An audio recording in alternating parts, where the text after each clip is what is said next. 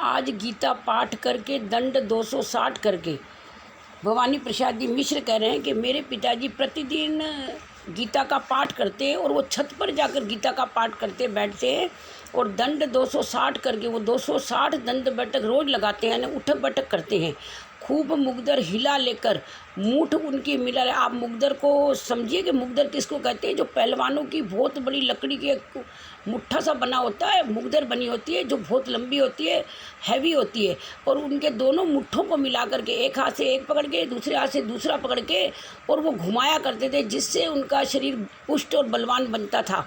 तो खूब मुगदर हिला लेकर मूठ उनकी मिला लेकर, उन दोनों की मूठ को मिला करके दोनों हाथों को एक साथ चला चला के गोल घुमा घुमा करके वो कसरत करके नीचे आए होंगे। जबकि नीचे आए होंगे नैन जल से छाए होंगे, जब भी वो नीचे आए होंगे और उन्होंने मेरे बारे में जाना होगा कि उनको जेल में लेकर चले गए, तो उनकी आंखों के अंदर आंसू आ गए होंगे।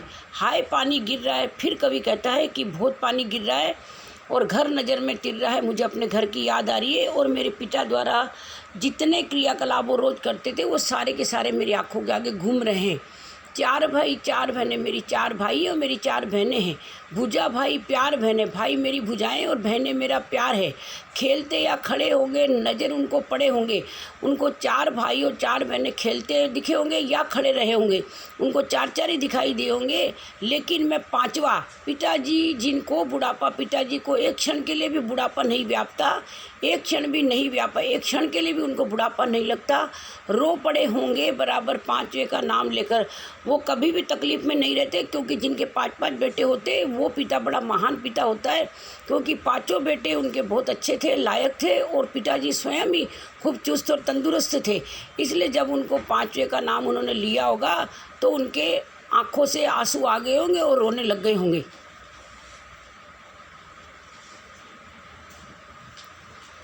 पाँचवा मैं हूँ अभागा। अभागा यानी बिना भाग्य का। मैं 5वें नंबर का अभागा हूँ, जिसे सोने पर सुहागा। लेकिन मैं सोने पर सुहागा हूँ, मैं उन 5 भाइयों में महान हूँ।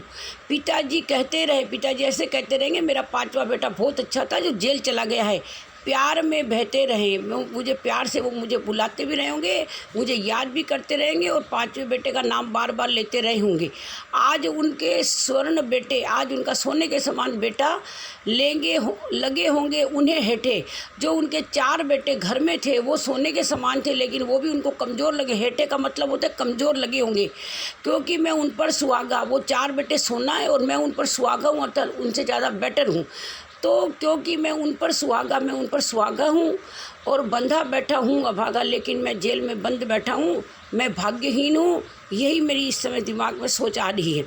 और माँ ने कहा होगा दुख कितना बहा होगा। जब माँ ने मुझे याद किया होगा तो कितनी दुख की बात वहाँ पर पैदा हुई होगी और कितना तकलीफ़ मेरे घर में हुई होगी। आँख में किस लिए पानी वहाँ अच्छा है भवानी, आँख में किस लिए आंसू लाते हो, मेरा भवानी वहाँ पर बहुत अच्छा है। मतलब आप उसकी चिंता मत करो, वो खुद बोल्ड है, वो अपनी मर्जी से स्वतंत्रता सेनानी बना है और वो वहाँ पर अच्छा है। वह तुम्हारा मन समझकर और अपनापन समझकर, वह तुम्हारा मन समझता है, तुम्हें अपना समझता है। गया है सो ठीक ही है, वो जेल गया है तो बिल्कुल ठीक है। यह तुम्हारी लीक ही है। वो कह रही है माता कि ये उनकी अपने घर की परंपरा है, क्योंकि उनके दादा परदादा भी इसी प्रकार स्वतंत्रता सेनानी थे। और लीक का अर्थ होता है नियम पर चलना, यानी बड़े बुजुर्ग भी स्वतंत्रता सेनानी होने के नाते कई बार जेल जा चुके थे। तो इसलिए अगर भवानी प्रसाद मिश्र भी जेल में गए हैं तो कोई बहुत बड़ी बात नहीं है, ये उनके घर की एक परंपरा है। पाँव जो पीछे हटाता, अगर मान लो मैं पाँव को पीछे हटाता और कोख को मेरी ले जाता, अगर वो पीछे हट जाता तो सब यूँ कहते हैं कि कैसी माँ की कोख से पैदा हुआ है, ये लड़का बिल्कुल निडर नहीं था, ये डर गया, ये आगे नहीं बढ़ा। इस तरह हो न कच्चे, वो माता धैर्य दे के अपने पति को समझा रही है, इस तरह हो न कच्चे, इस तरह आप मत रोइए, रो पड़ेंगे और बच्चे। अगर आप अपना दिल छोटा करोगे, कमज़ोर पड़ोगे तो मेरे और भी बच्चे रोने लग जाएंगे। इसलिए आप कमज़ोर मत होइए, आप हिम्मत रखिए, आप धैर्य रखिए। ये माता अपने पति को समझा रही है। माता उस भवानी प्रसाद मिश्र की माता अपने पति को समझा रही है, अर्थात भवानी प्रसाद मिश्र के पिताजी को समझा रही है। पिताजी ने कहा होगा, फिर मेरे पिताजी क्या बोले होंगे, पिताजी ने कहा होगा हाय कितना सहा होगा, मेरे पिताजी ने भी कहा होगा और कितनी बातों को सहन किया होगा, कहाँ मैं रोता कहाँ हूँ, यूँ कहता नहीं मैं रोता नहीं हूँ, वो हिम्मत नहीं हारे होंगे।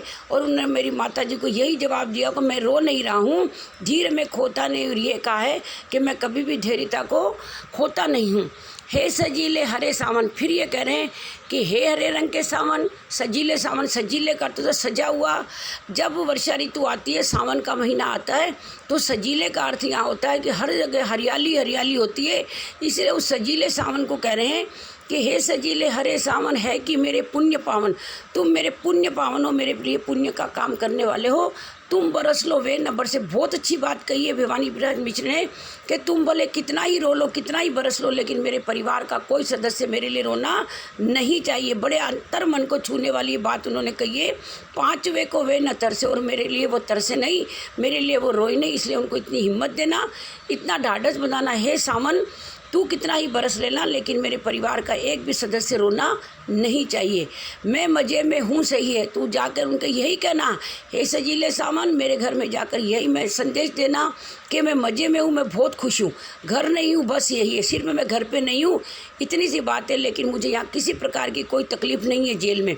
किंतु यह बस बड़ा बस है, लेकिन कहना बड़ा आसान है, लेकिन ये बस बहुत बड़ा बस है, इसी बस से सब विरस है, इसी बस से खाली सारे विरस हो जाते हैं ना, किसी में भी रस नहीं रहता, सभी दुखी और तकलीफ़ में ज़रूर हैं, लेकिन बस कहना आसान है, लेकिन सहन करना बहुत मुश्किल है। किंतु उनसे यह न कहना, तुम उनसे ये मत कहना, उन्हें देते धीर रहना, उन्हें धैर्य बंधाते रहना, उन्हें कहना लिख रहा हूँ, उनसे कहना मैं जेल में बहुत खुश हूँ, मैं लिखता हूँ, मैं पढ़ता हूँ, मैं लिखता रहता हूँ, पढ़ता रहता हूँ, काम करता हूँ कि कहना, उनसे कह देना मैं काम कर रहा हूँ, नाम करता हूँ कि कहना मैं आपका नाम यहाँ पे भी रोशन करूँगा, चाहते लोग कहना, उनसे कह देना कि जेल के लोग भी मुझे चाहते हैं, मुझे इज्जत देते हैं, मेरे से प्यार से बोलते हैं, मत करो कुछ शौक़, कहना उनसे कह देना तुम्हें किसी प्रकार का शौक़ करने की आवश्यकता नहीं है। और कहना मस्त हूँ मैं, और ये कहना कि मैं बहुत मस्त हूँ, बहुत खुश हूँ, मस्त कहते हैं बिल्कुल मनमोजी हूँ, मुझे किसी प्रकार की तकलीफ़ नहीं है, काटने में व्यस्त हूँ मैं, ऐसा कहते हैं कि मैं जेल के अंदर चरखा काटता हूँ और अपना अच्छा समय व्यतीत करता हूँ। वज़न 70 शेर मेरा, और मैं 70 किलो का वज़न मेरा हो चुका है, हो रहा है, मैं कमज़ोर नहीं हुआ हूँ, और भोजन ढेर मेरा, और मैं अच्छा खाना खाता हूँ और आराम से रहता हूँ, कूदता हूँ खेलता हूँ, यही कहना कि मैं वहाँ पर कूदता रहता हूँ, खेलता रहता हूँ, दुख डट कर ढेलता हूँ।